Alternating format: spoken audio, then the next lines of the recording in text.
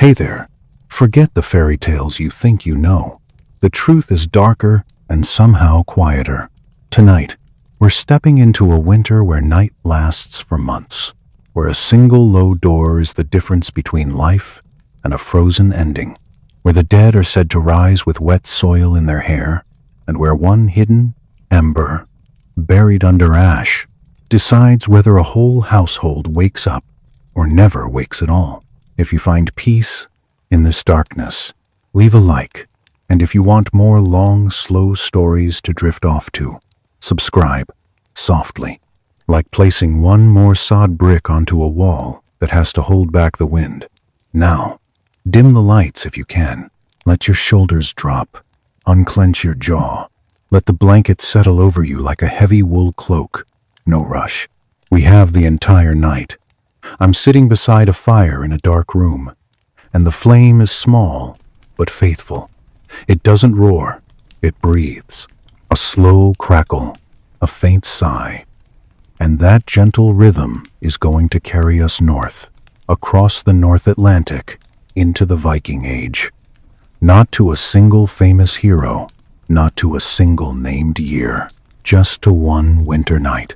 The kind of night that used to happen thousands of times in thousands of turf houses until the pattern became tradition, and tradition became survival. There are nights when the wind forgets how to stop. You know that feeling when a sound becomes so constant you stop noticing it until it changes? Out there, the wind is that sound. It moves across open plains with a low, unbroken roar because there are no forests to soften it, no tall trees to catch it, only scrubby birch in sheltered hollows, reaching no higher than a person's waist, like an apology for a woodland that never fully grew. Sometimes the wind is a steady drone, like distant machinery that never turns off. Sometimes it shifts direction and becomes a whistle, sharp and searching, the sound of pressure finding every gap. During storms it can howl for days. Not a dramatic howl like in movies, a sustained, grinding voice, as if the island itself is being rubbed raw. And the cold isn't just a temperature, it is a presence. It presses against every surface. It leans into your clothing. It finds the seam where your sleeve meets your glove and slides in, patient as a knife. It sits on your eyelashes until they stiffen. It stings the inside of your nose until breathing feels like swallowing glass. By midwinter, the sun barely rises. It comes late, traces a shallow arc low in the southern sky, and leaves within hours. What remains isn't true night. Not exactly. It's a long twilight, a gray dimness that softens the edges of the world without offering real light. Colors mute. Snow and sky blur together. Black rock shows through where the wind has scoured the ground. You can walk for minutes and feel as if you're walking inside a sketch, drawn only in charcoal and ash. People adjusted their rhythms to this.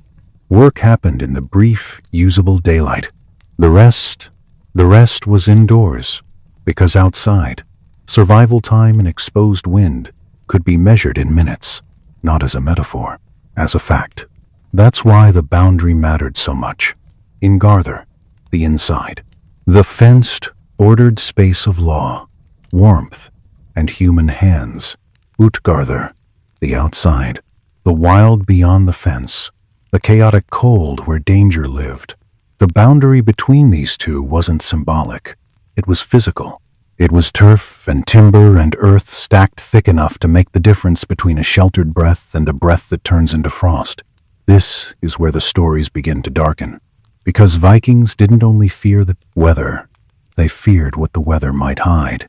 Trolls in the hills, Lanvetir, the spirits of place, and draugr, the restless dead, swollen with cold, returning to sit on a living chest until the ribs creaked, returning to guard treasure, returning to punish oaths broken in secret.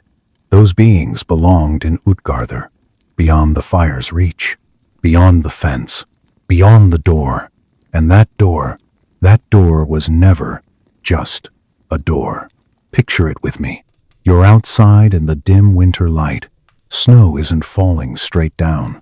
It's being driven sideways, skittering across the ground like pale sand. Each step you take makes a dry, crisp sound as your boots compress the powder. Your breath becomes a cloud, and the wind tears it apart so quickly, it feels like your own exhale doesn't belong to you anymore. Ahead, the turf house doesn't rise like a proud building. It crouches, low and rounded, built into a hillside, its roof covered in grass in summer, buried under snow in winter. From a distance, it looks like part of the terrain, a lump of earth, pretending to be a hill. The only sign of life is the thin thread of smoke rising from a roof vent. And even that smoke is pulled sideways by the wind before it disappears into gray. You come closer and find the entrance. The doorway is deliberately low. You have to duck. That was practical. Yes, less cold air rushing in. Harder for an intruder to charge through. But it also feels like a lesson. If you want safety, you bow. You lower your head. You admit the world is bigger than you. The door is heavy wood, maybe reinforced with iron, maybe carved with interlocking lines, not because it's a holy symbol, but because people crave beauty when everything else is bleak. The carvings give your numb fingers texture to grip. Your hand finds the handle an iron ring or a wooden bar, and the cold bites. Metal steals heat with greedy speed. If you hold it too long, it feels as if your skin might stick. You pull. The door resists, not only because it is heavy, but because of the pressure difference between warm interior and cold exterior. The house is holding its breath. Then it gives. A gust of cold air rushes in, low and fast, crawling along the ground first, because cold air is heavier. It touches your ankles, your shins. A sudden invasion that makes you tense, instinctively, even though you are the one entering. This is why entries are brief. You slip inside and pull the door shut as quickly as you can. And for a moment, you are in the first chamber beyond the threshold, the vestibule. Unheated, small, a buffer space, an airlock, designed so the main hall doesn't have to trade its warmth directly with the winter. It smells of damp wool and leather, of snow melting into packed earth, of tools stored along the wall axes, ropes, gear stiff with cold. The air here is intermediate, warmer than outside because the wind can't reach you, colder than the hall because the fire is still behind another door. If you stand still, the cold begins to seep through your clothing again. Your fingers ache. Your breath becomes visible, hanging in the dimness as a pale fog. This is not a room for lingering. This is a room for transition. And now, the second threshold. You reach for the inner door. Another heavy slab. Another low opening. You pull it inward. And the transformation is immediate. The sound of the wind doesn't get quieter. It stops. Not reduced. Stopped.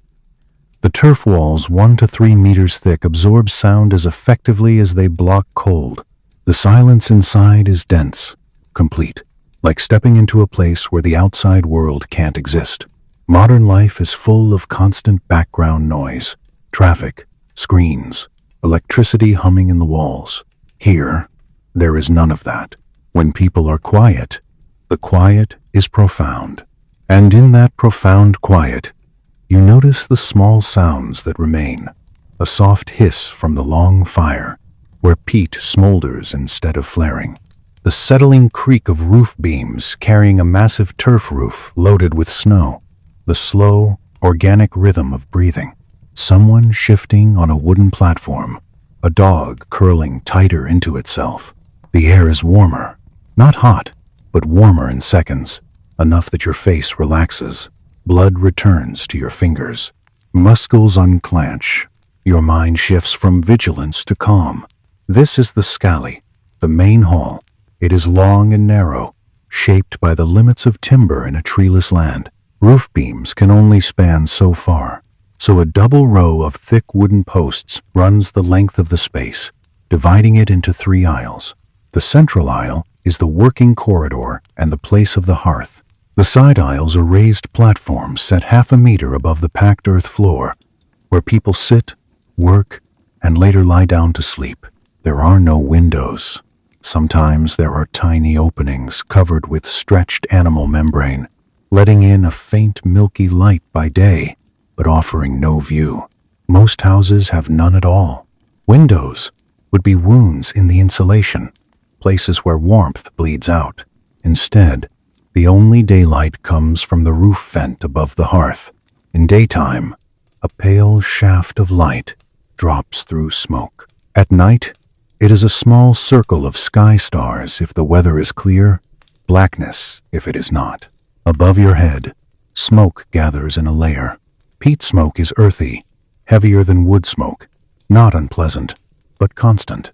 It doesn't choke in the lower air because it floats above head height, drifting slowly toward the vent. Over years, the rafters turn dark with soot, polished, smooth, almost glossy in the firelight.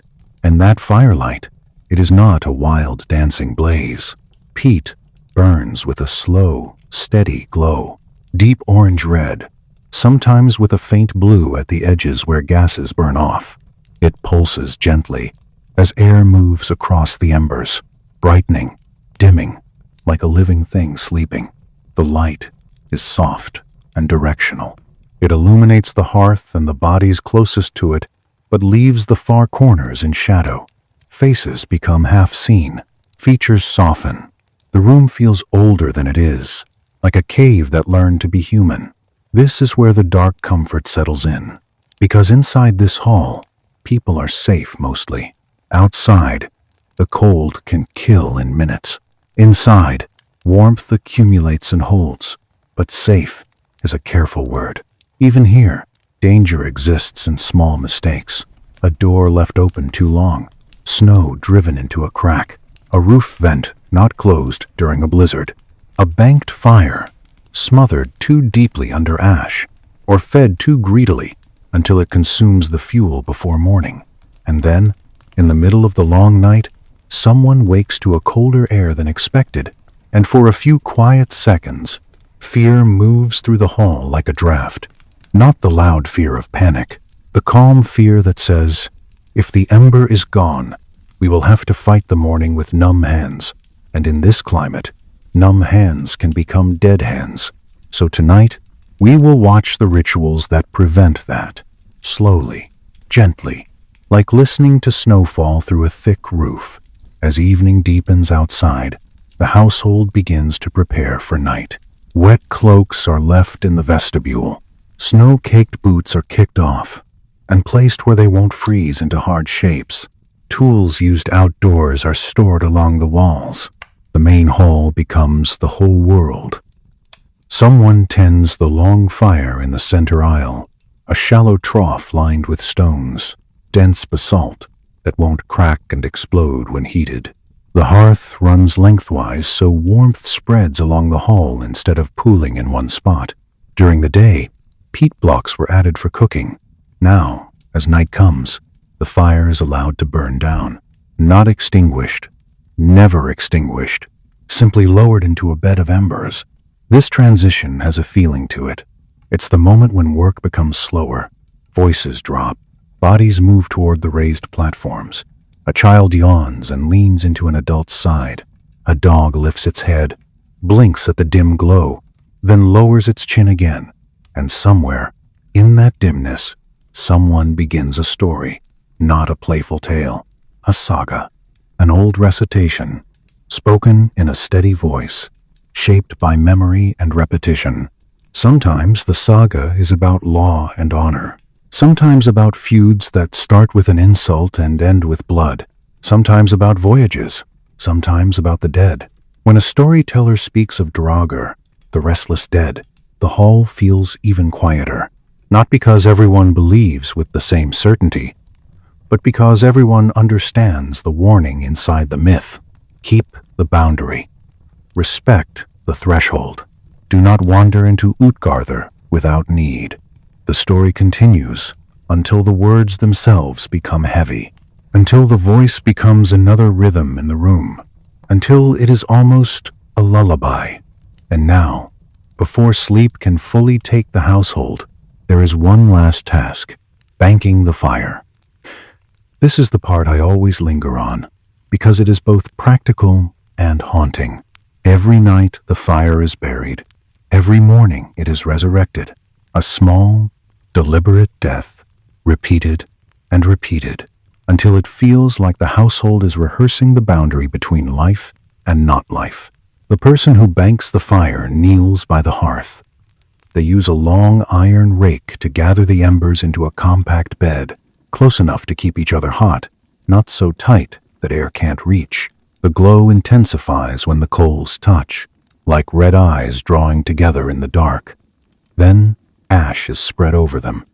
Fine gray powder, the residue of many previous nights. The ash falls softly, like indoor snow. The orange glow dims, until it is almost invisible, hidden beneath a pale blanket. Too thin a layer and the coals will keep burning fast, eating through fuel. Too thick and the ember will die, smothered. The right thickness is learned the way people learn sea currents, by watching, by failing once, and never wanting to fail again. When it is done, the hearth looks dead. But it is not dead. It is sleeping. It radiates a quiet heat that will last through the night, just enough to keep the interior from collapsing into the same cold that owns the world outside. And now, the hall prepares for sleep.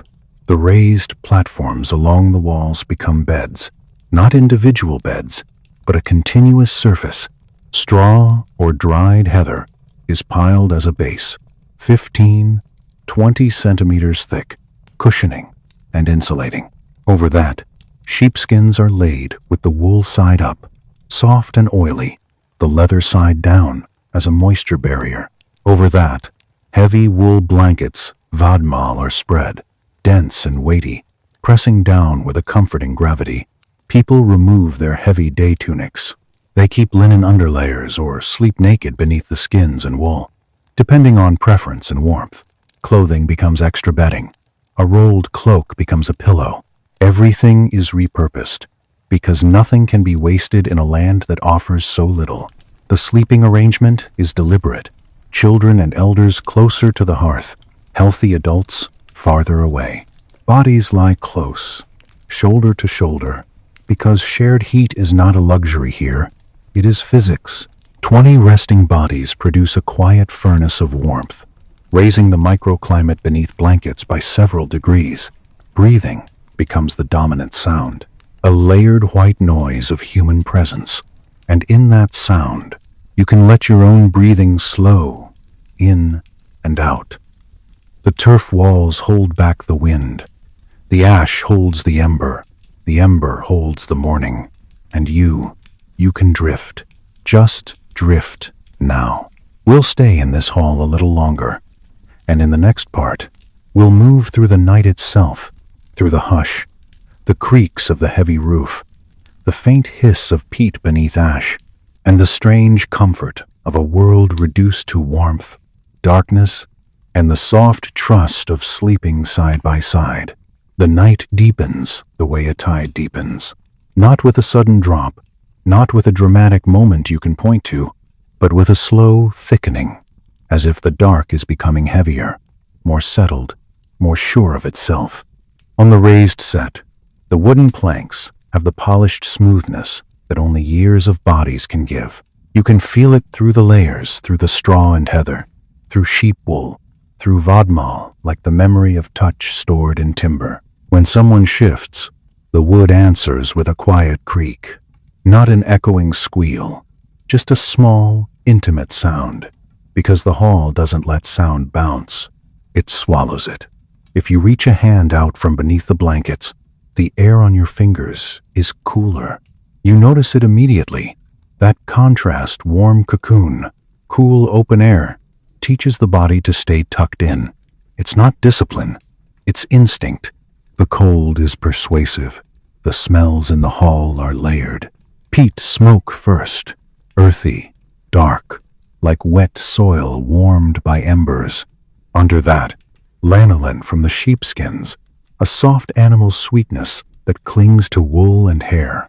Somewhere above, stockfish hangs in bundles from rafters, the scent salty and sharp, like sea wind trapped indoors.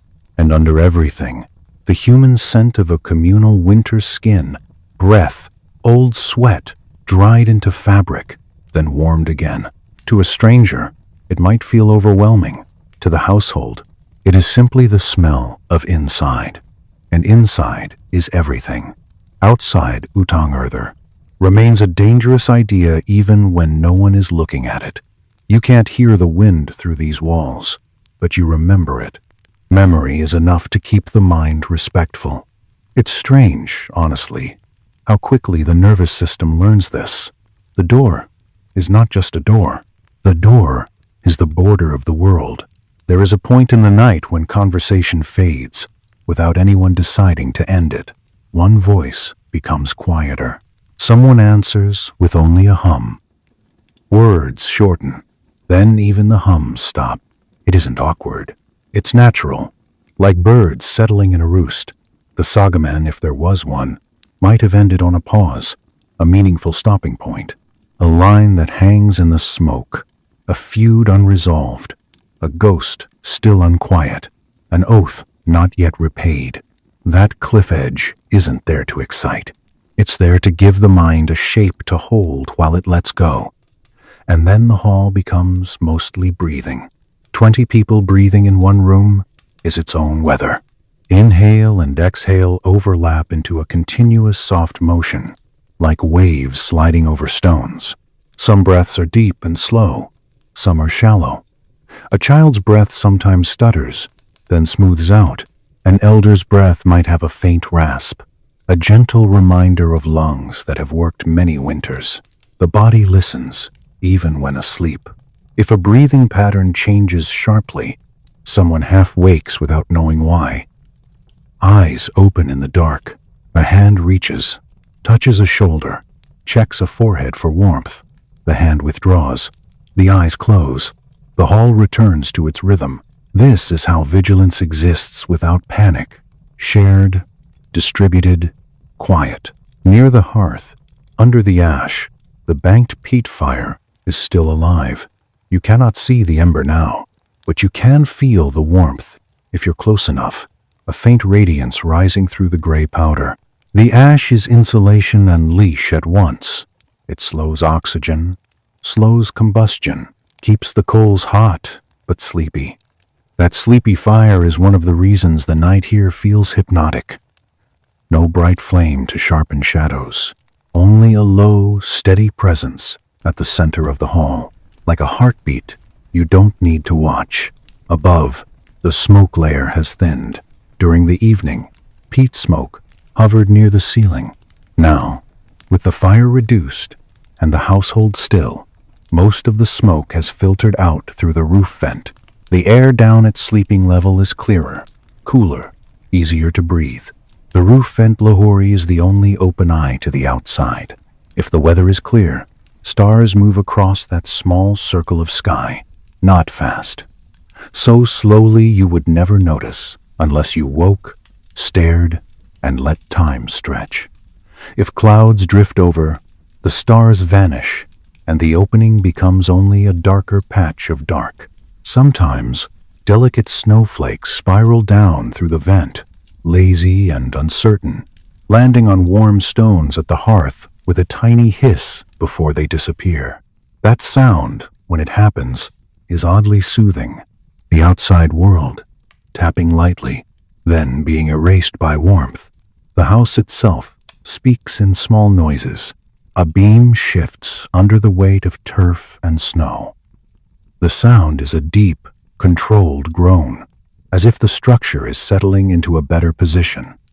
A rafter ticks. A post compresses on its stone footing. These are not alarming sounds to the people who live here. They are vocabulary. The house is holding.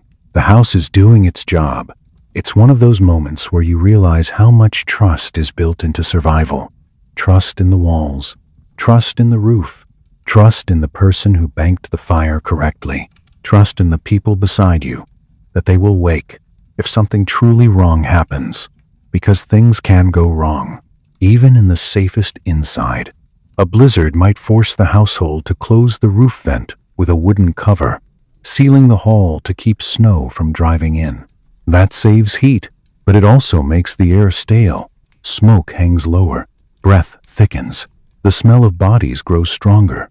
People tolerate it because warmth is a higher priority than freshness. The choice is never about comfort alone. It is about staying alive until morning. In the colder hours before dawn, the temperature in the hall drops slightly, only a degree or two, but the body feels it. A sleeper pulls the blanket tighter without waking. Someone curls their knees up.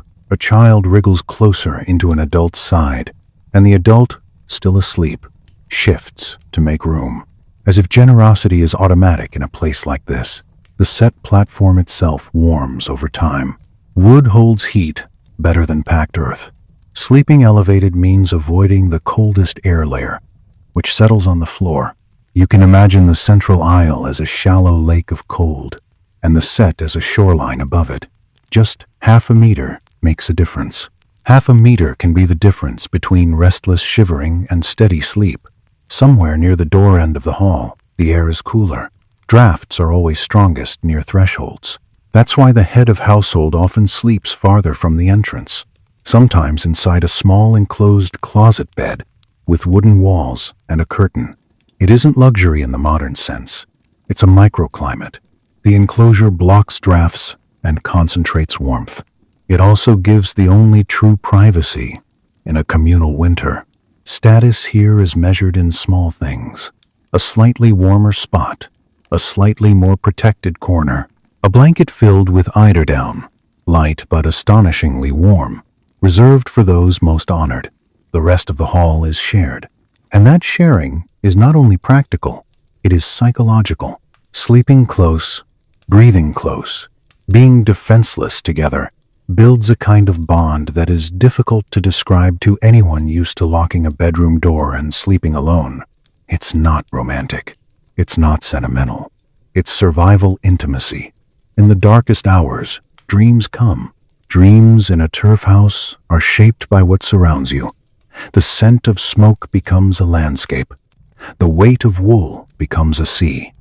The muffled silence becomes a cave where thoughts echo inside your own skull. And the stories told before sleep can leak into the mind.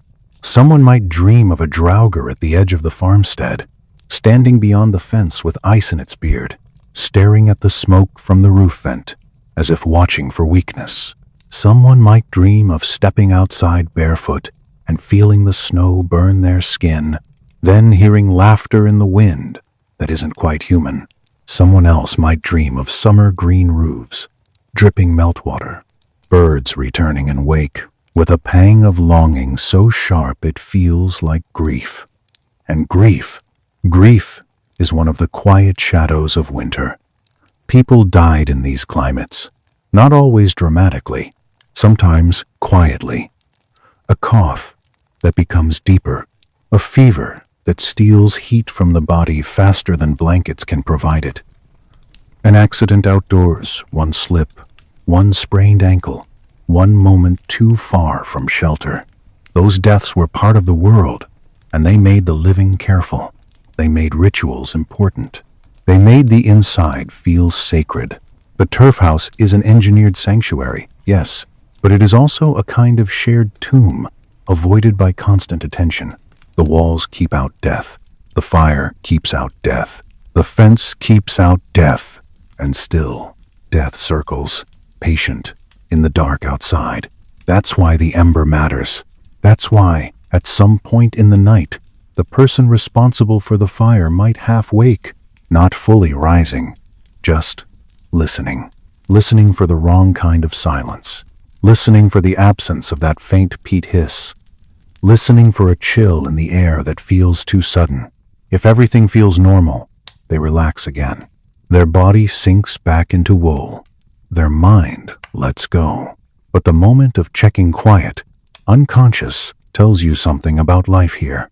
Even sleep contains a thin strand of duty. Time passes without clocks.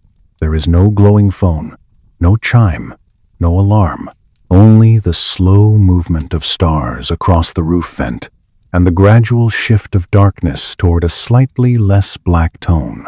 And then, somewhere close to dawn, the first stirring begins. Not a sudden awakening, a rustle, a blanket sliding, a quiet sniff, the creak of the set as someone bends a knee. The earliest waker, often the same person each morning, opens their eyes in the dark and stays still for a moment. You can imagine what it feels like. Warm under wool, cool air on the face, the temptation to remain motionless, the knowledge that the house needs the fire, that small conflict, comfort versus responsibility plays out every day of winter. They pull an arm free from the blankets. The air bites. They exhale, a soft cloud. They sit up slowly, careful not to disturb the bodies pressed close beside them. They swing their feet down to the packed earth of the central aisle, and the cold of the floor climbs instantly into their souls. It takes will to stand. They rise anyway. In the darkness, they navigate by memory. They know where each post stands. They know the edge of the hearth. Their hands reach out occasionally, brushing a timber beam, confirming position. They move, like someone walking through a familiar dream. At the hearth, the work begins. They kneel and take a small shovel or a flat wooden paddle. The ash layer is delicate. If you scrape too hard, you scatter it. And scattered ash means wasted heat, messy air, a household coughing before breakfast. So the motion is gentle, quiet, controlled. The ash is pushed aside, revealing the embers beneath. At first, the coals glow only faintly, a shy orange under gray. But as air touches them, the glow strengthens. The ember wakes like an eye opening. A small blue flame flickers at the edge, then vanishes, then returns. The person leans close and blows softly. Not a dramatic puff, a steady breath, directed, practiced. Too weak, and nothing happens. Too strong, and ash flies back over the coals like snowdrift, smothering them again. The right breath is learned over years, and it looks simple, only because the skill is hidden. The coals brighten, the orange deepens. A thin tongue of flame appears. Fresh peat is added in small pieces.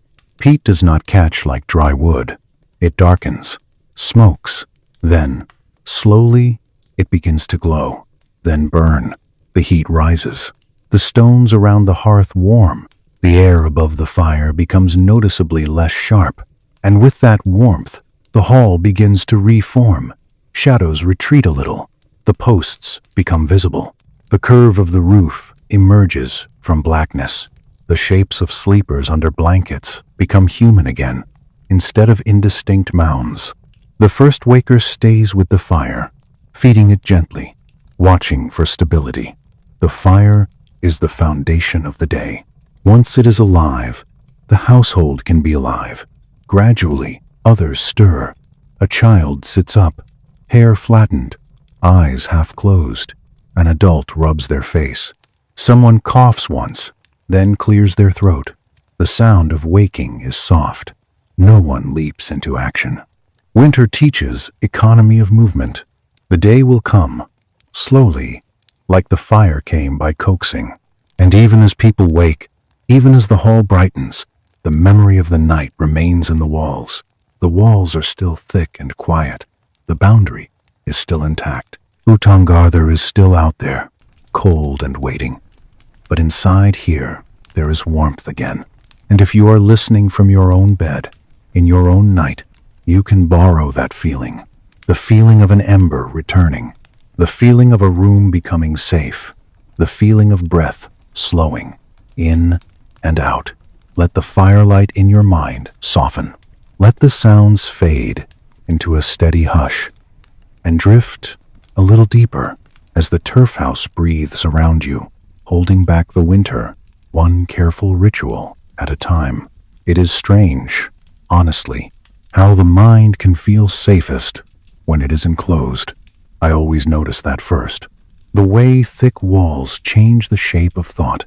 Outside, the wind forces your attention outward, always listening, always bracing, always measuring distance to shelter. Inside a turf hall, the opposite happens.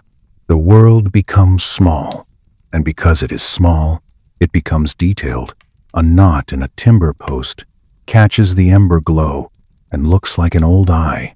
A hanging bundle of dried fish sways almost imperceptibly when someone exhales too close.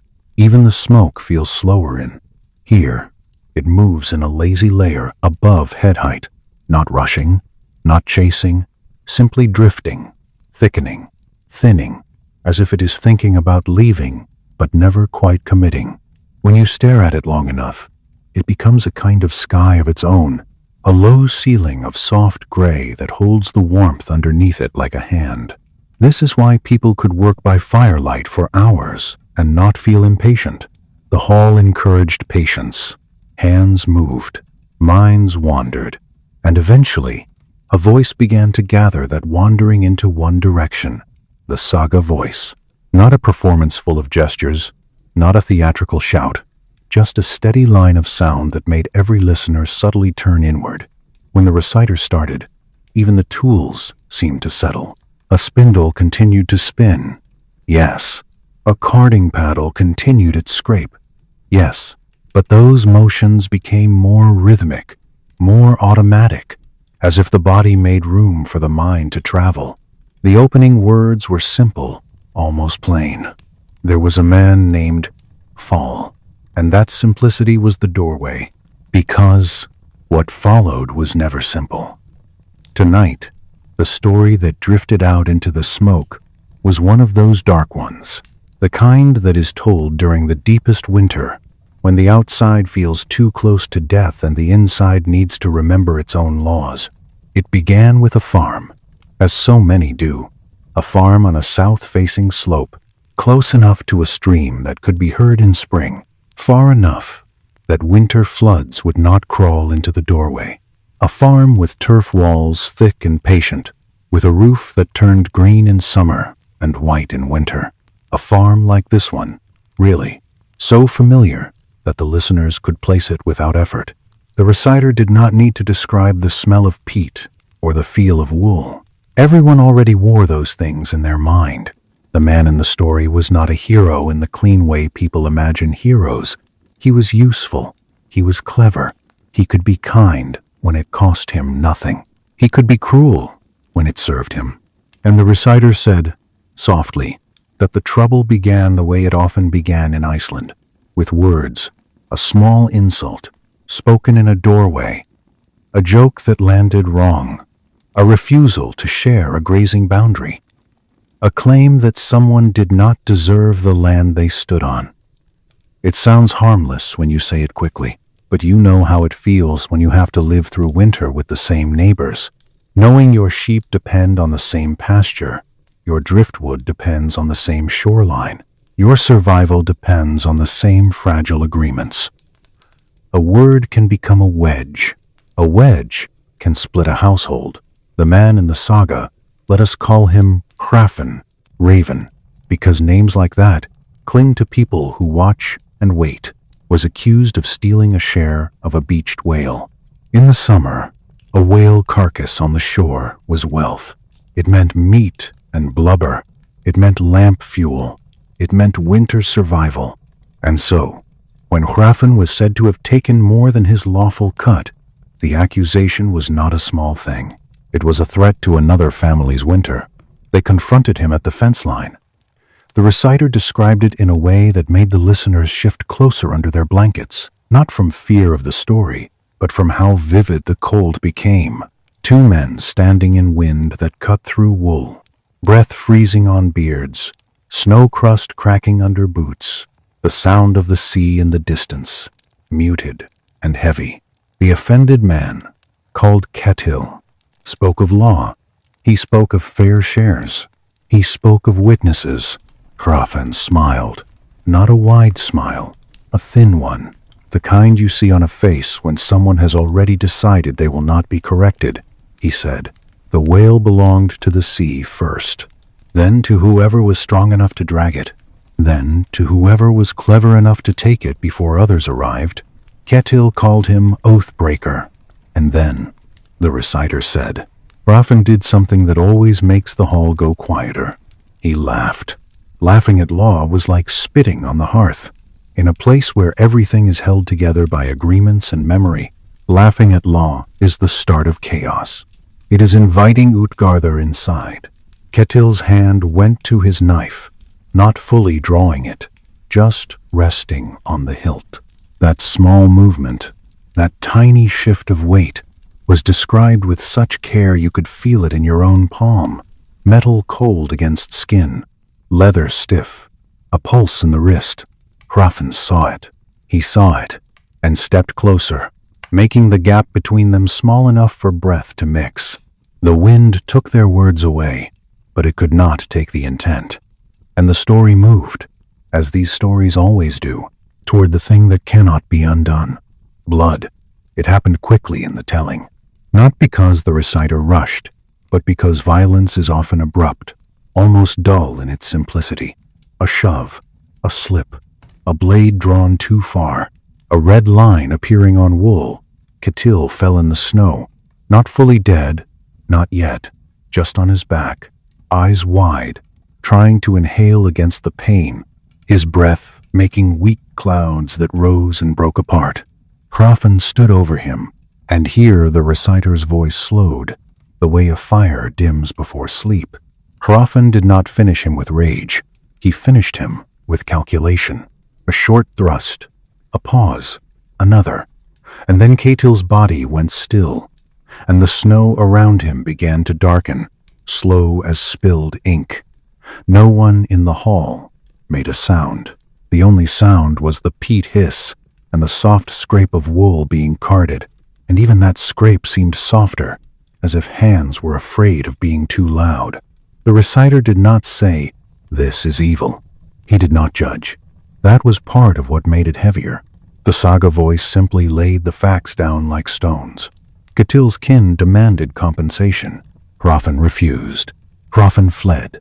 He became what Iceland had a word for, an outlaw. To be outlawed was to be pushed into Utgarda legally. No protection of law, no right to shelter, no right to be fed. Anyone could kill you without penalty. It was a sentence that turned a man into winter. Hrafn did not leave the island. He hid. He moved from farm to farm at night, ducking through low doors when he was allowed in, sleeping in vestibules when he was not, stealing dried fish from rafters, taking peat from stacks, moving like a shadow that could not warm itself. The reciter lingered on those nights of hiding, because those nights felt like this night. Hrafn approaching a turf house in darkness, seeing the thin smoke line and knowing warmth was inside, hearing laughter behind a door and knowing he was not part of it, feeling his fingers numb and knowing he could not strike flint with them if the hearth was cold. He learned to listen for the difference between the outside and the inside. He learned the sound of a door being barred.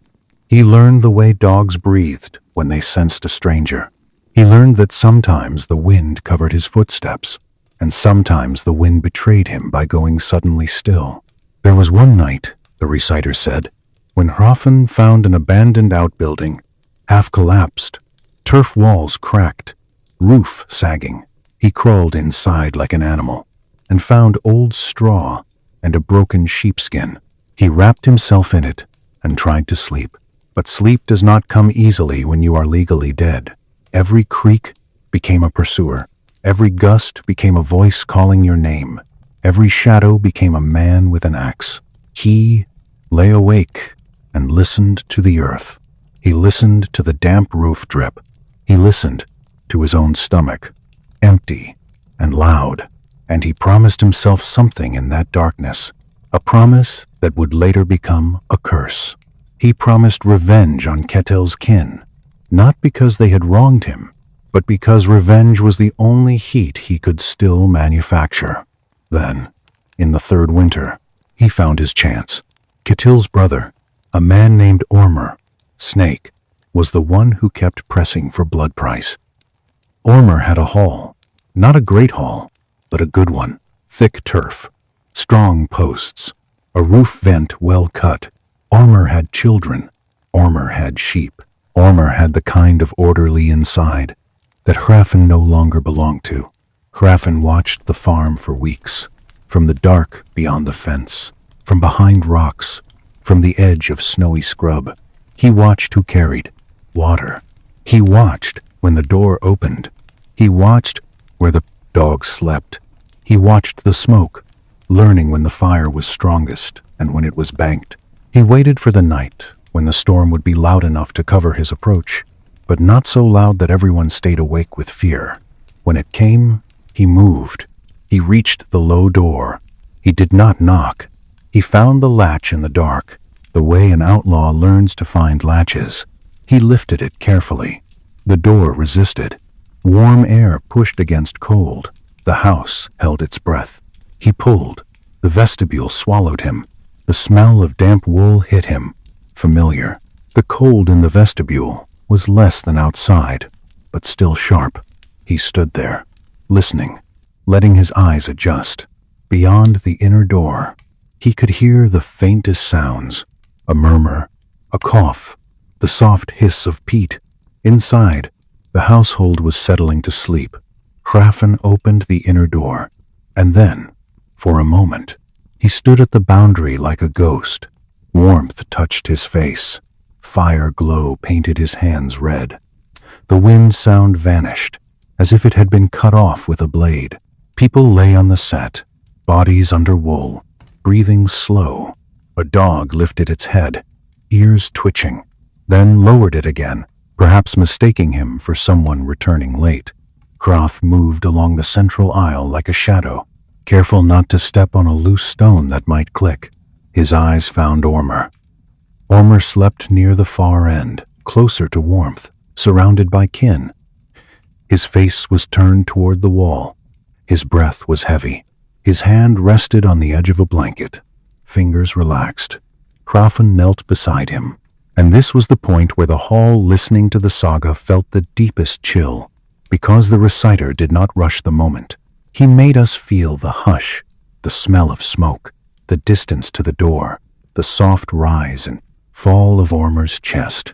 The way Hrafn's own breath sounded too loud in his ears.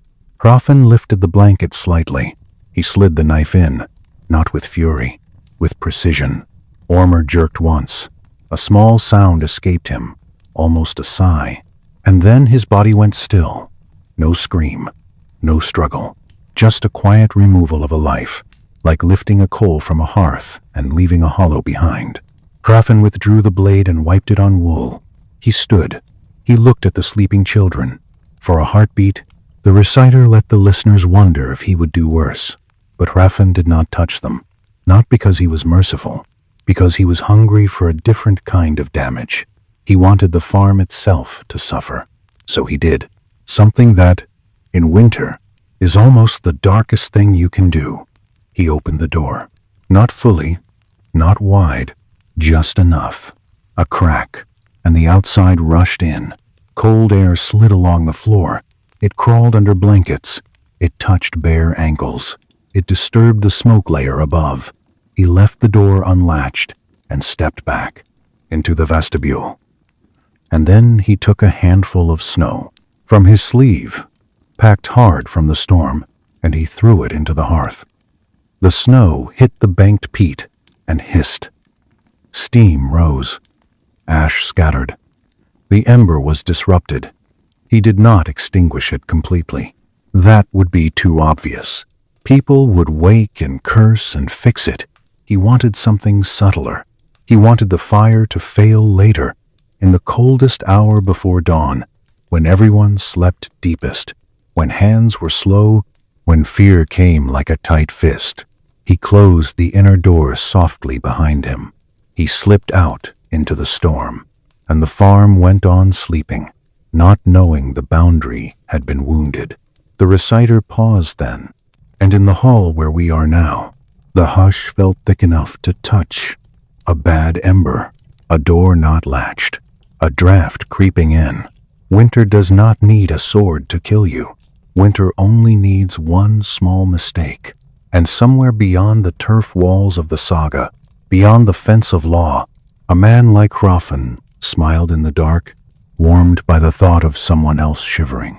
That is how the story sat in the smoke, quiet and terrible, while the real embers in the real hall continued to glow beneath ash, waiting for morning. Silence returned after the reciter stopped, but it was not the same silence as before.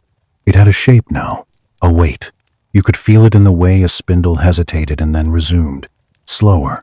You could hear it in the way someone swallowed and tried not to make the throat click. Even the peat seemed to hiss more gently, as if it did not want to offend.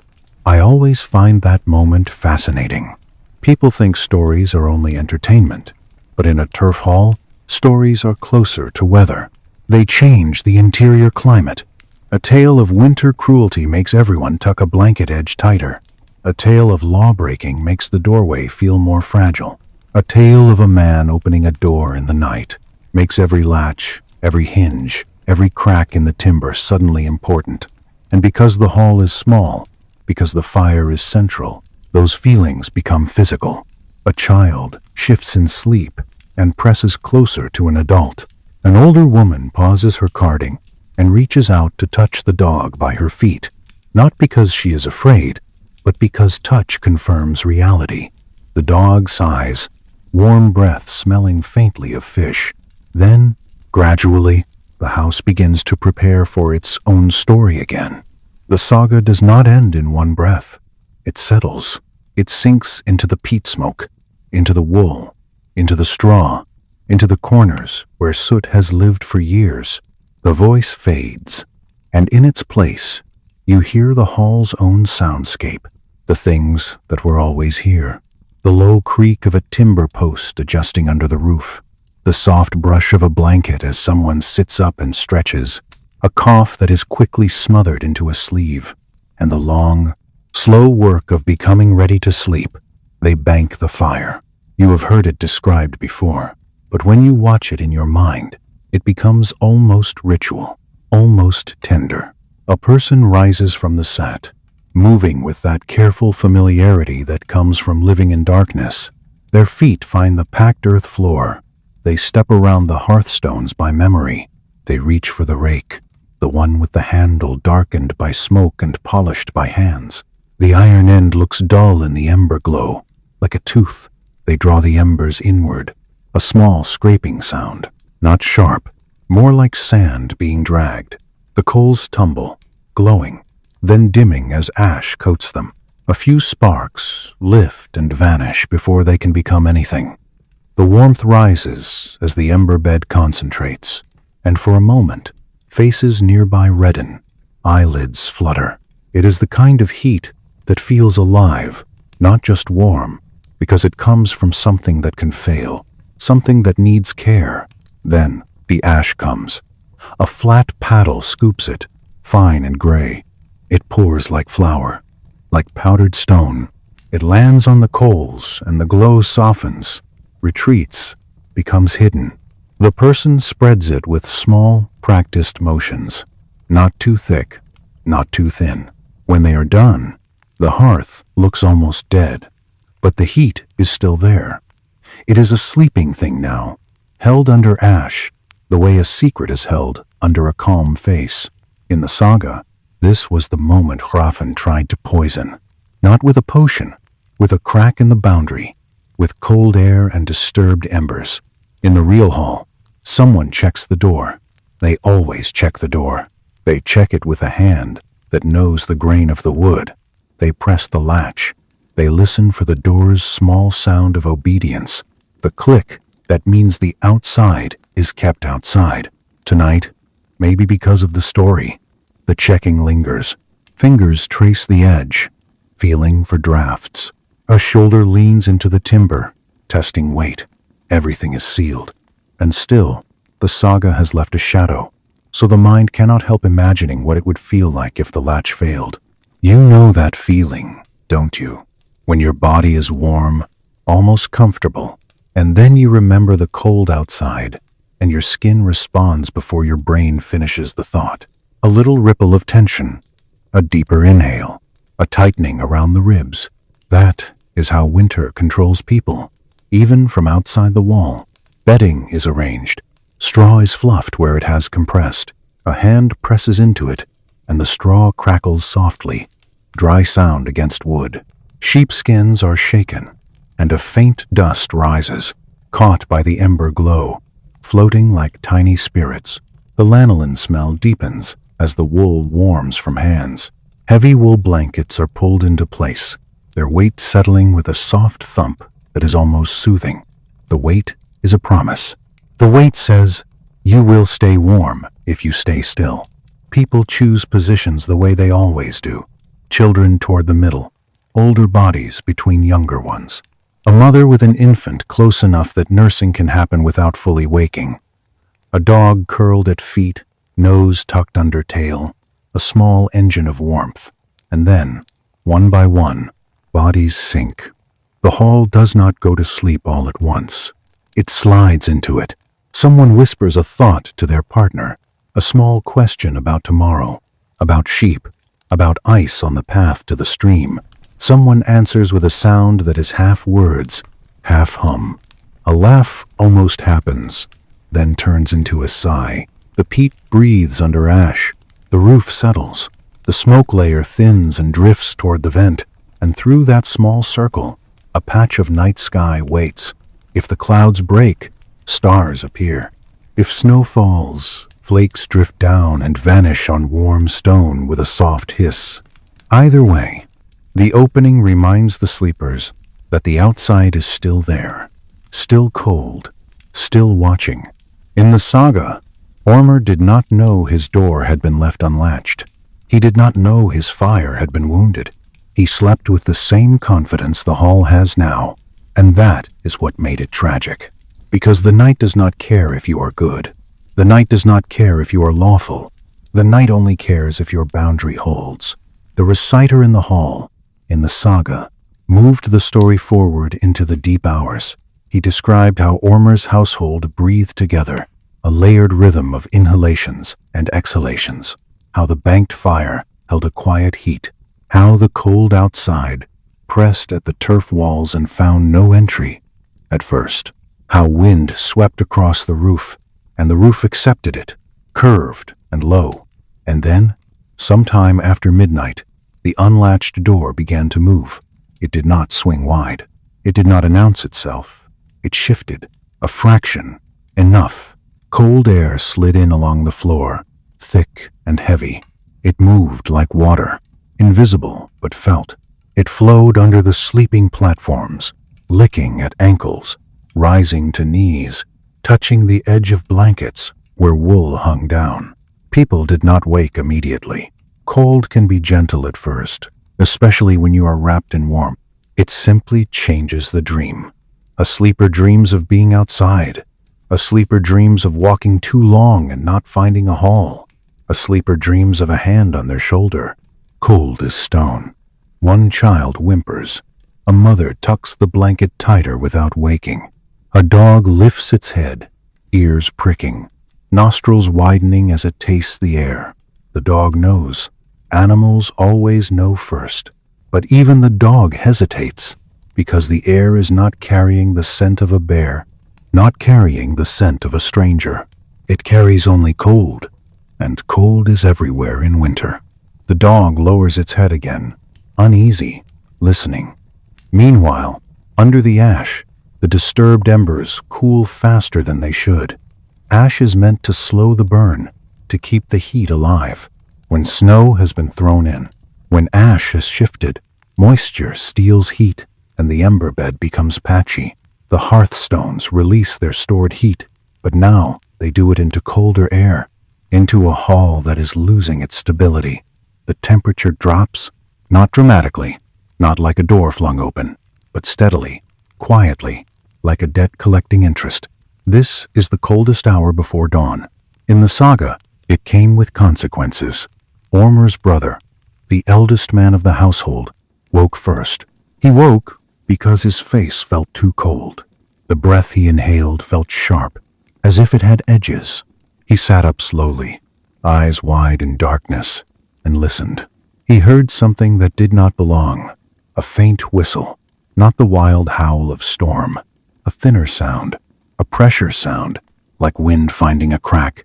He swung his legs off the set, and his bare feet touched the air above the floor, and he drew in a breath that made him wince.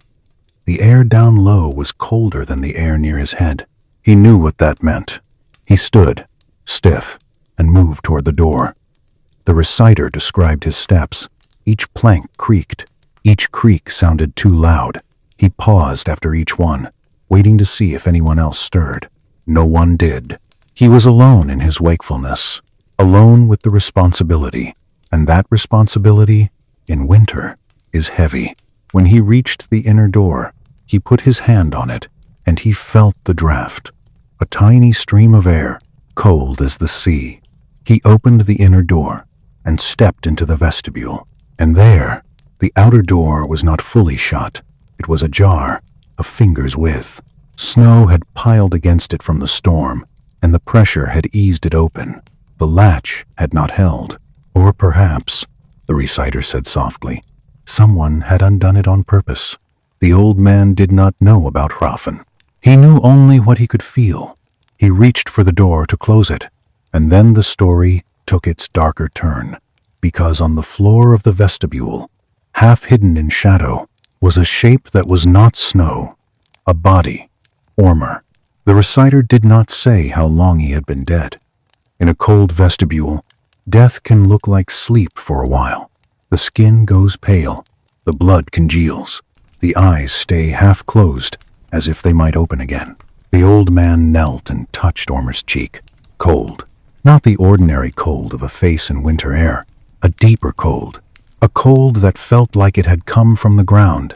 The old man drew his hand back quickly, heart beating hard enough that he could hear it in his own ears. He knew, in that moment, that something more than a bad latch had happened. He knew law had been broken. He knew the boundary had been violated in the worst way. And because he lived in a world where the dead sometimes did not stay quiet, he knew something else too. A man murdered in his sleep might not accept it peacefully. A man murdered in winter might rise. The word the reciter used was a word that made the hall listening feel suddenly smaller. Draugr, not a simple ghost, a body that refuses to be only a body. A dead man, swollen with anger, with hunger, with a kind of stubborn weight that makes the living tremble. The old man looked at the door crack. He looked at the darkness beyond it. He imagined footprints in snow that wind might already be erasing. And then, because he had to do something, he shut the door with all his strength. The latch caught. The whistle stopped. For a moment, the vestibule held still. He dragged Ormur's body inward. Not easily, because dead weight is heavy, and grief adds weight too. His hands slipped on wool. His breath came fast. His back ached. He pulled, paused, pulled again, inch by inch, until Ormur was inside the warmer hall again. But warmth cannot undo what is done. The household woke slowly, confused, eyes blinking in fireless darkness, voices thick with sleep. When they understood, the hall filled with a sound that is older than any saga, the sound of mourning held back, not screaming, a low, tight sound, because winter does not allow you to lose control. Winter punishes uncontrolled grief. Grief makes you forget to tend the fire, forget to close doors, forget to eat. So they held it. They wrapped Ormur. They moved him away from the hearth, because even in death, you respect the fire.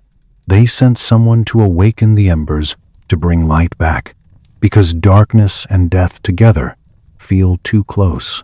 And as the first small flame returned, the reciter said, a shadow moved at the edge of the hall. Not a person. Not yet. A change in the smoke, a thickening, a sense that the air had become occupied. It is hard to explain that sensation if you have never felt it. But I have, in old buildings, in deep, quiet places, the feeling that you are not alone even though you can see no one.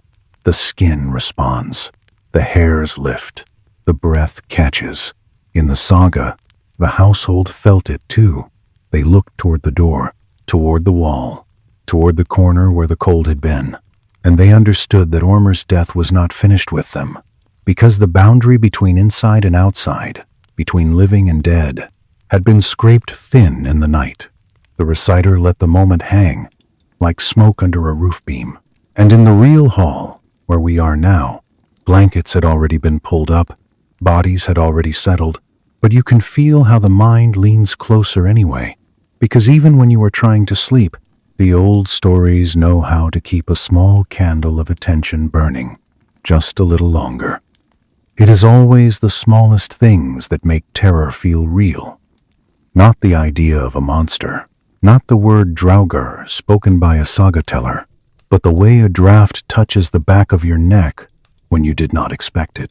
The way the firelight changes and suddenly a post seems to lean closer. The way a dog, who should be asleep, lifts its head and stares into a corner as if someone is standing there.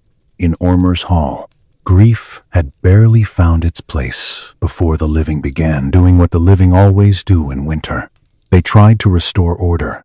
They stirred the embers hard, scraping away the ash, piling peat carefully, coaxing a thin blue flame to become a steady orange tongue of heat. They pulled the outer door shut until the wood pressed into its frame with a dull, satisfied sound. They shoved snow away from the threshold. They hung damp cloaks farther from the fire so they would not steam and drip. They spoke in low voices, because too much noise in a turf hall feels like anger, and anger is a fuel you cannot afford to waste. Still, the hall did not feel settled. The air had that wrongness to it. You know the feeling, don't you? When you walk into a room and nothing is obviously out of place, yet your body refuses to relax. It is like your ribs stay a little tighter, as if they are listening. Ormr lay wrapped in wool on the set, his face turned away from the hearth light. The women had smoothed his hair, as if he might wake and be embarrassed to be seen unkempt. Someone placed a small carved amulet near his chest. Not flashy, just a familiar object that had been in the family for years, the kind of thing you touch without thinking when you need comfort. The children were kept close, not hidden, because there was nowhere to hide, but gathered, hands held, shoulders pressed together, eyes wide and shining with a reflection of flames. And the dog would not lie down again. It paced along the central aisle, claws clicking softly on the packed earth where stones were exposed. Each time it reached the far end of the hall, it turned and looked back toward the doorway, then toward the corner near the vestibule, then up, briefly, toward the roof vent, where the circle of sky was still dark. The dog's ears flattened, rose, flattened again. No growl, just uncertainty. In the saga voice, that uncertainty became a warning. The eldest man, the one who had found Ormr, told the household what he feared. He did not dress it up. He did not try to sound brave. He said, quietly, that a man murdered in his sleep might return. He said the dead sometimes clung to a hall the way smoke clung to beams. He said anger could swell a corpse, make it heavy, make it stubborn, make it walk. He said draugr did not always come roaring with violence. Sometimes they came as pressure, a weight on the air, a silence that felt too dense. And as he spoke, the fire crackled once, sharp, like a small bone snapping. Everyone flinched, even though they told themselves it was only peat shifting, only heat. It is strange how quickly the mind believes what it wants to believe when belief is safer. They decided to move Ormr, not out into the storm, not yet. Winter is practical, even in morning. A body placed outside could be lost beneath snow. Wolves could come. The wind could erase footprints and make the dead feel abandoned. So they moved him into the small closet bed at the far end, the wooden enclosure where Ormr had slept when he was alive. They drew the curtain closed. They hung a heavy blanket across it as a second barrier. A barrier against cold, a barrier against eyes, a barrier against the dead. The act of carrying him was slow. 4 men lifted, their fingers digging into wool, their boots shifting on the planks, the set creaking under new weight. The smell of Ormr's clothing rose as he moved. warm wool and smoke, and a faint trace of ale. For a moment, it felt too normal, too much like carrying a sleeping man who had simply overindulged. Then his arm swung, loose and heavy, and everyone remembered. They placed him down carefully, as if even death deserved gentleness, and they backed away. The dog stopped pacing and stood very still, head low, watching the curtain. And for a while, nothing happened.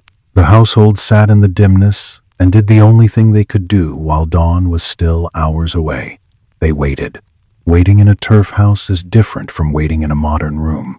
There is so much to feel. The heat in the floor stones near the hearth, the slight dampness in the wall turf if your shoulder leans against it, the smell of smoke that clings to hair and skin, the soft itch of wool at the throat, the rhythm of the banked fire breathing under new peat. Even the darkness has texture here. It is not empty. It is full of half-seen shapes, of posts and hanging bundles, of tools on pegs. Your eyes adjust, and then the smallest movement becomes a question. A child started to nod off, head bobbing, lashes heavy. His mother pulled him closer, wrapping an arm around him so he would not slide off the set.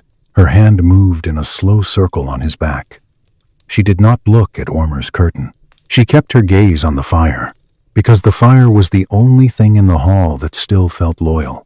Then, as the peat settled, the sound changed. A soft, wet thump. Not from the hearth, from inside the closet bed. The dog's head snapped up. A second sound followed, like a palm pressing against wood. Then the faint scrape of something heavy shifting in a confined space. No one spoke. The eldest man lifted a finger to his lips without thinking.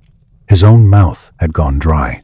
You could see it in the way he swallowed, the way his throat worked. Another scrape.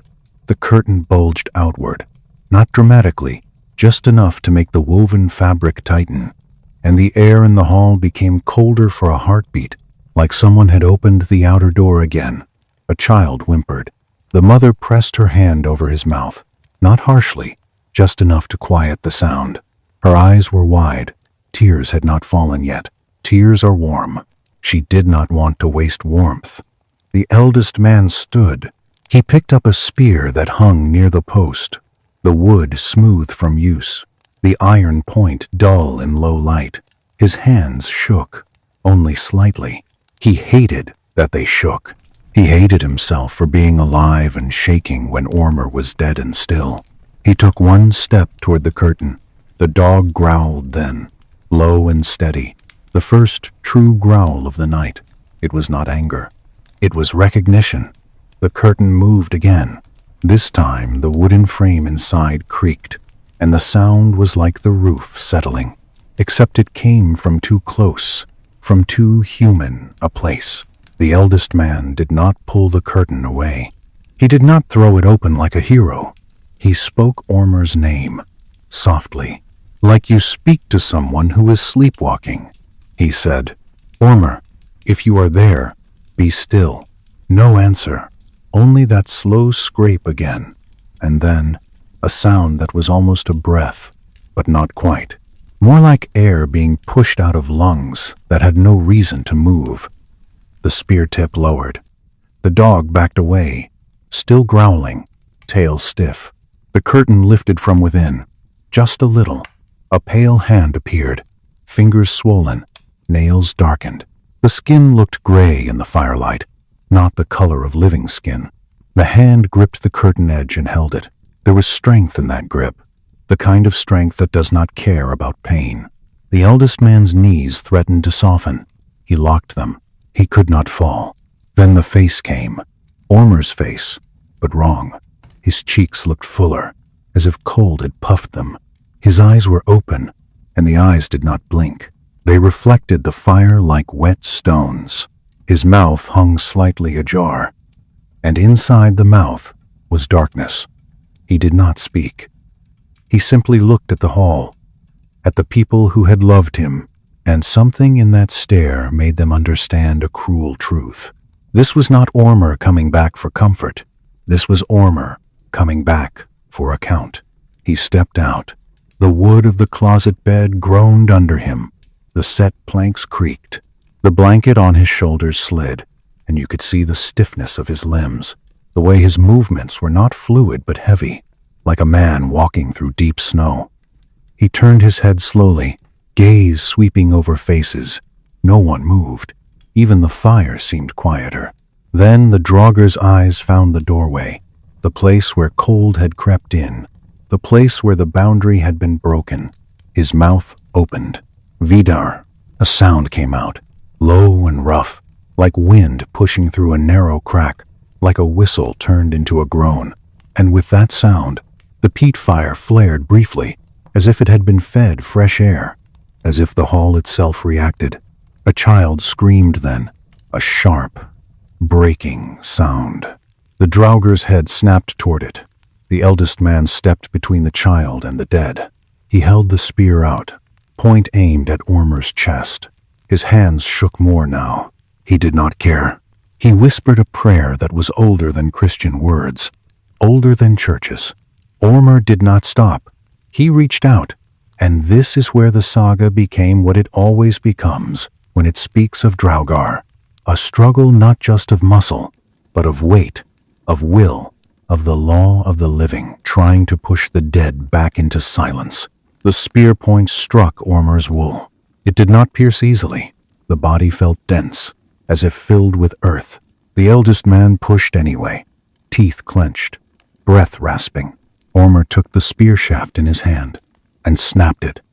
Wood broke with a loud crack that made the children sob and the adults flinch.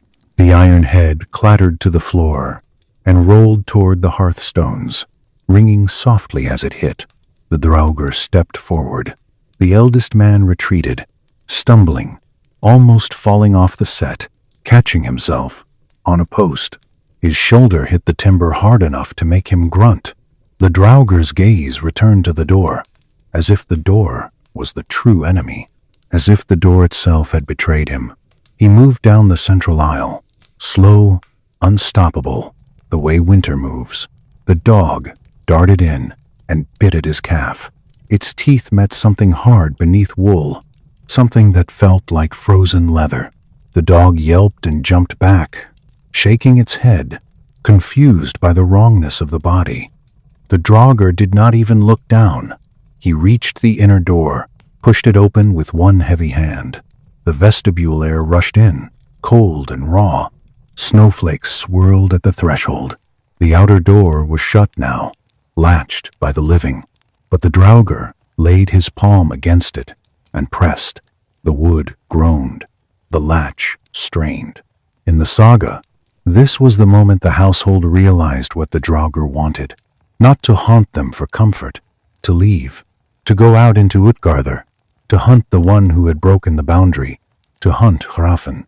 The eldest man, breathless, found his voice. He shouted, "Stop him!" The men grabbed what they could, axes, clubs, a second spear. They rushed down the aisle. Their feet slipped on packed earth. Their shoulders hit posts. They moved clumsily, because fear makes the body less precise. They struck the draugr. Axes thudded into wool and flesh that did not bleed as living flesh bleeds. The body absorbed blows like turf absorbs sound. The draugr staggered once, then straightened, as if anger repaired what damage was done. He pushed again. The outer door shifted. A thin wedge of night appeared. Cold poured in. The fire hissed, reacting to the sudden air. The hall shuddered with a feeling that was not wind, not exactly, but a sense of the outside invading. And then, with a final heave that sounded like a post settling under roof weight, the draugr forced the door open and stepped out into the storm. For a moment, the household stood at the threshold, staring into blowing snow, as if their eyes could follow him. But outside was chaos. The wind erased everything. The darkness swallowed shape. The draugr vanished.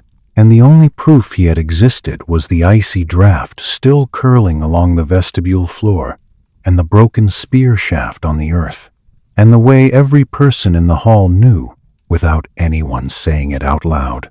This winter night had become a hunt, They slammed the door shut again, as if they could pin the night itself to the frame. For a long moment, nobody spoke. They only listened to the wind scrape outside, and to their own breathing inside, fast at first, then slower. Someone picked up the iron spearhead, where it had rolled near the hearthstones. It was warm to the touch, and that warmth felt wrong. The eldest man finally said what everyone was thinking. The dead had chosen a direction. At first light they would go, with iron and rope and a torch, stepping across the line between Ingarther and Outgarther, following whatever the snow still remembered. Dawn in Icelandic winter does not arrive like a curtain lifting. It comes the way a bruise changes color, slowly, reluctantly, as if the sky is unsure it wants to show you anything at all. Inside the turf hall, the first hint of morning was a pale loosening of darkness around the roof vent. The circle overhead shifted from black to a deep, cold blue. Stars faded one by one, not because they moved away, but because the thin light made them shy. People had not truly slept. They had lain down, yes. They had pulled blankets up. They had tried to breathe in a slow rhythm the way you breathe when you want your body to believe you are safe. But every creak of timber had sounded like a footstep. Every hiss of peat had sounded like a whisper. And when someone's arm brushed another person's hand in the dark, both had startled, hearts jumping, as if touch itself had become an alarm. So when the hall finally brightened enough to see faces, the faces looked older than they should have. Eyes red, mouths tight, hair flattened by restless turning. The eldest man rose first. He moved stiffly, joints protesting, because fear is not only in the mind. It lives in muscles, too, as a kind of clenched readiness that does not release easily. He banked the fire again, not out of habit, but because they would need it later, because the hall must remain a sanctuary, even if the men stepped out. He added a few small blocks of peat and watched them catch. The flame was low, steady. It made the room feel less haunted. Then he went to the vestibule. Opening the inner door let a blade of cold cut across the floor. It slid along the packed earth first, then rose, climbing calves and knees. A cold so clean it felt sharp. Breath turned visible at once. He ducked into the small space and lifted the outer latch carefully. The door fought him. Warm air inside held the wood as if it did not want to let go. He pushed anyway. The door swung inward with a heavy groan, and the outside rushed in. Wind, snow, a sound like the world tearing cloth. The dawn light was not bright. It was a gray wash, a dimness that made the landscape look flat and endless. Drifts leaned against everything. The roof of the turf hall was a white hump, barely distinct from the hillside.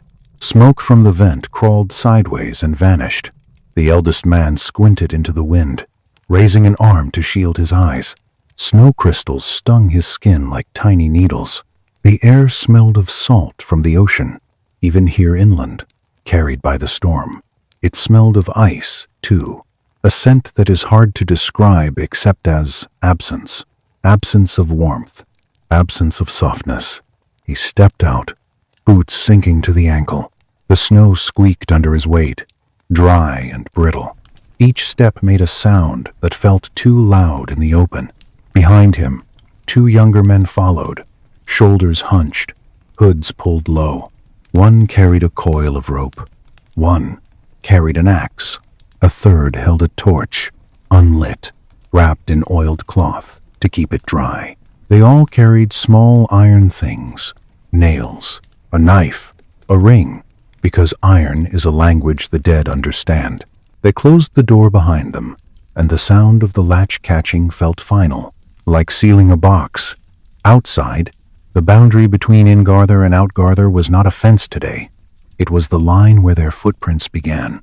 They walked slowly at first, not because they wanted to, but because the snow demanded it. Each step had to be tested. Under the thin crust could be a hollow drift that would swallow a leg. Wind had sculpted the ground into deceptive shapes. What looked smooth could be deep. What looked deep could be hard-packed. They spread out slightly, not far, just enough to search. The eldest man bent to examine the snow near the doorway. He scraped away the top layer with gloved fingers. The cold bit through leather anyway, finding seams, slipping in like a patient enemy. There were tracks. Not many. Wind had already softened edges, but there were the marks of a man leaving in haste hours earlier. Armor's killer, boots digging, slipping, a trail, angling toward the open plain. And there was something else, a set of impressions deeper than the others, as if made by a heavier thing. Each print was broad, pressed down hard, as though the foot had sunk and then been yanked out with stubborn strength. The stride was long, unnatural in its steadiness. It did not wander. It went straight. The eldest man stared at those deep prints for a long time. He did not speak of what they meant. Speaking makes it more real. He simply nodded once and began to follow. They moved into the wind. After only a few minutes, the turf hall behind them disappeared into the gray.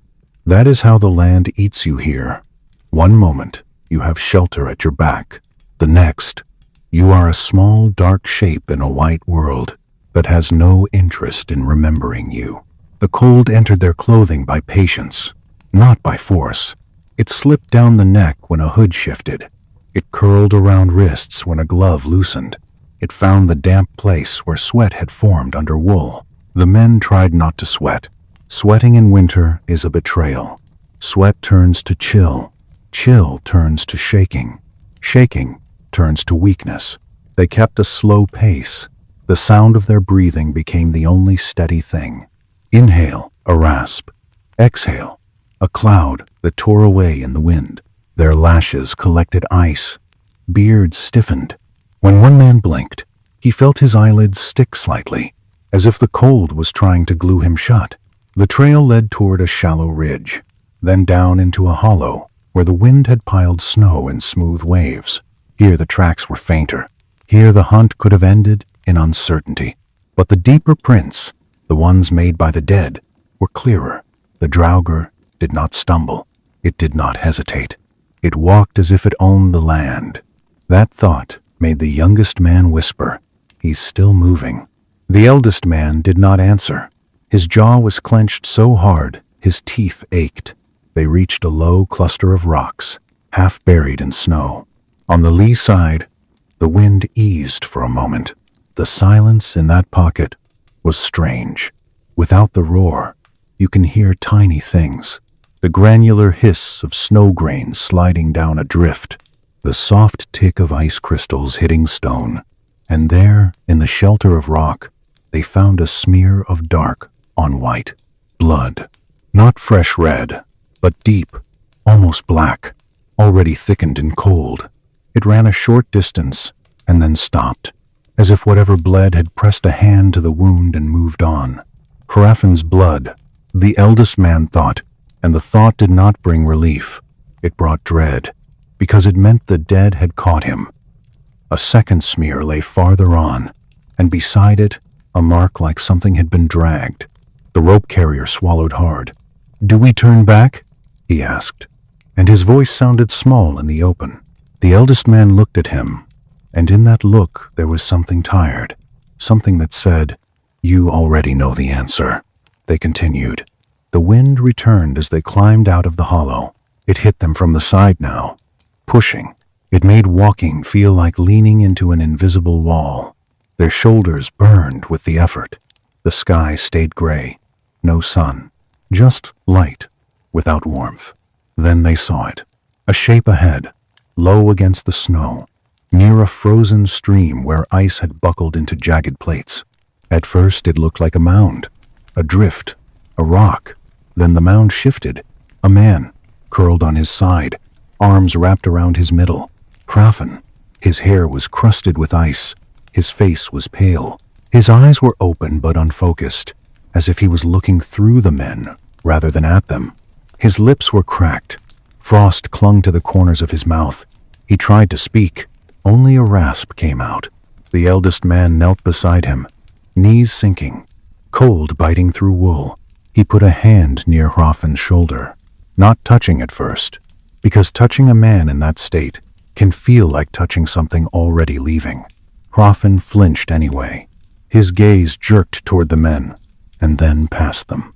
Fear widened his eyes. Not fear of the living, fear of something behind. The men turned as one, slow, reluctant, like people turning in a nightmare where you know what will be there. At the edge of the ridge, a dark figure stood against the gray. Ormr, or what wore Ormr's shape. It did not rush. It did not howl. It simply stood, watching, as if waiting for the living to finish their little choices. The wind pushed snow around its legs, and the figure did not sway. The eldest man felt something inside him go quiet, not peace, a kind of acceptance. He rose, slowly, and lifted his axe. His fingers were numb, but the iron handle warmed slightly from his grip, stealing heat, always stealing. He called out, "Ormr!" The draugr's head tilted, and for the first time, truly, the eldest man saw what the sagas meant when they spoke of weight. The draugr's skin looked stretched, tight over bone, as if the body had swollen with cold fury. Its eyes were too clear. Its gaze did not wander. It locked on Hrafn like a hook. Hrafn began to sob then, a thin sound, childlike. He tried to crawl, dragging himself across snow, leaving a faint trail of blood and melted ice. His hands shook. His fingers looked purple. He whispered, "I didn't mean." The words broke apart, and in that brokenness, the truth of his crime came out like breath. He had struck Ormr in the night because he thought Ormr had cheated him, because he thought a slight had been made, because winter makes grudges feel like the only warmth a man has left. The eldest man's face hardened. He said quietly, "You did it for pride." Hrafn's sobbing became a wheeze. He nodded, barely. The draugr stepped forward. The snow did not seem to slow it. Each step sank, then lifted, leaving those deep, unnatural prints. The men formed a line without planning it. Axe, rope, torch. The rope carrier's hands trembled as he unwound the coil. The torch-bearer fumbled with flint, trying to spark in wind, shielding the tinder with his body. Each movement was clumsy in gloves, slow and cold. The eldest man raised his axe and took one step toward the draugr, meeting it halfway. He felt fear, of course, thinner fear now, diluted by duty. He swung. Iron met flesh with a dull impact. The axe bit into the draugr's shoulder, and the shock traveled up the handle into numb hands. The blade did not cut as it should have. It lodged, caught, as if the body was packed with frozen peat. The draugr's arm came up. It grabbed the axe haft, and for a heartbeat, the eldest man felt the strength of the dead. Not fast strength, not clever strength, simple weight. The draugr yanked. The eldest man stumbled forward, boots slipping. His chest slammed into the draugr's shoulder. The cold of it seeped through clothing, a chill that felt like touching ice in a river. He smelled earth, damp, turf, grave soil. He gagged and pulled back, wrenching the axe free with a sharp twist. The draugr did not bleed. Not like a man.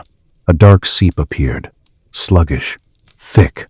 The torch finally flared to life, a small, bright thing, and the flame bent sideways in wind. The torchbearer thrust it forward, and for the first time the draugr hesitated.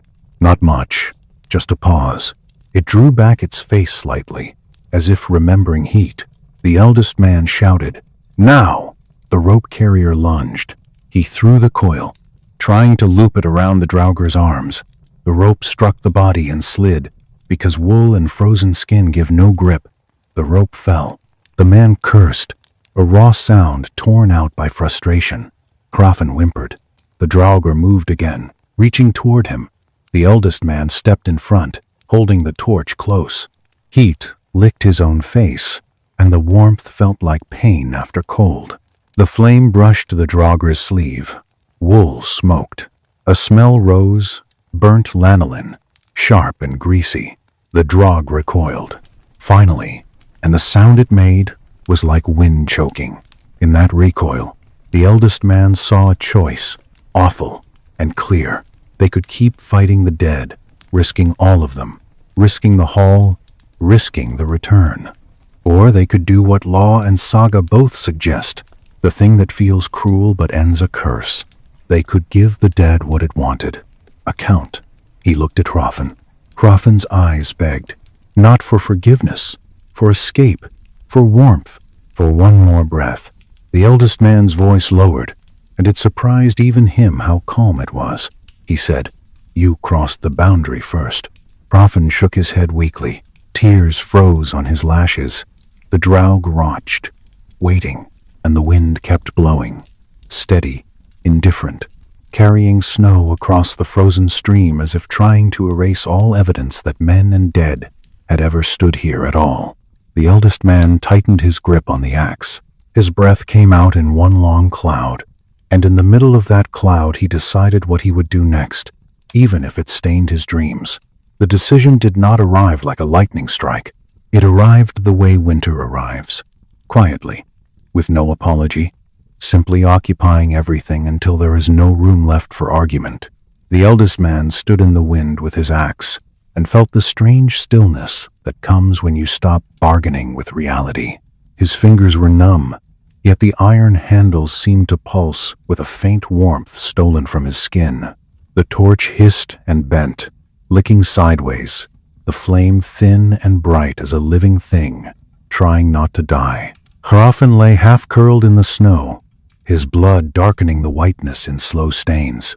His breath came out in small broken puffs, each one torn away by the wind before it could become a proper cloud. His eyes clung to the eldest man's face, searching it the way a drowning person searches the shore. The draugr waited. It did not rush. It did not plead. It simply stood with the patience of soil, with the unblinking certainty of something that had already crossed the last line and no longer cared about the smaller ones. The rope carrier swallowed hard. His throat made a sound, dry and clicking. He wanted to say something brave, something clever, a legal argument, a memory of the thing, a rule about compensation and blood price. But out here, the law felt like paper. Out here, the law was breath. The eldest man stepped closer to Hrafn. Each step sank and squeaked, the snow protesting, the wind pressing against his shoulders like a hand trying to push him back. He looked down. He saw the purple creeping across Hrafn's fingers, the way cold was already claiming him piece by piece. "Tell me," the eldest man said. His voice was low, almost gentle, and that gentleness made it worse. "Tell me you didn't do it in your own hall." Hrafn's lips trembled. He tried to speak. His teeth chattered, a soft clack, clack, clack that sounded like pebbles tapping. I thought," he began, and the sentence collapsed. The eldest man waited anyway. He waited the way you wait for a child to finish confessing a